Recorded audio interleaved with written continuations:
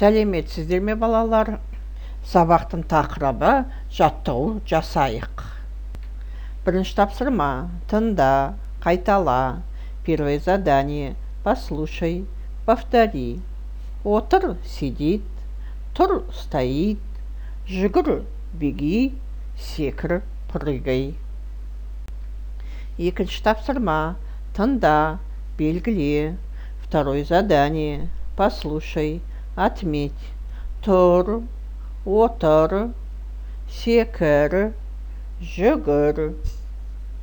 Үшінші тапсырма: суретке қара, тыңда, қайтала, үлгі бойынша айт. Третье задание: посмотри на картинку, послушай, повтори, поговори по образцу. Сен тұр, ты встань. Сен отыр, ты садись. Сен жүгір, ты беги.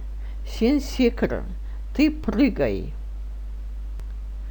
Балалар, демалайық.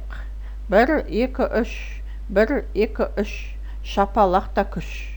Шап, шап, шапалақ. Шап, шап, шапалақ.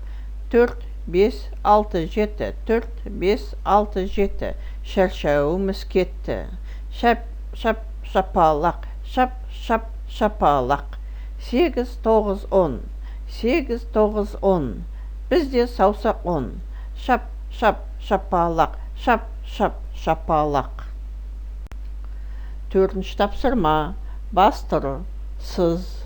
Четвертое задание: обведи, начерти. Бесінші тапсырма: тыңда, қайтала. Қазақ тіліне тән дыбыстарға назар аудар. Пятое задание: послушай, повтори. Обрати внимание на звуки казахского алфавита. Сабақ аяқталды. Сау болыңдар балалар.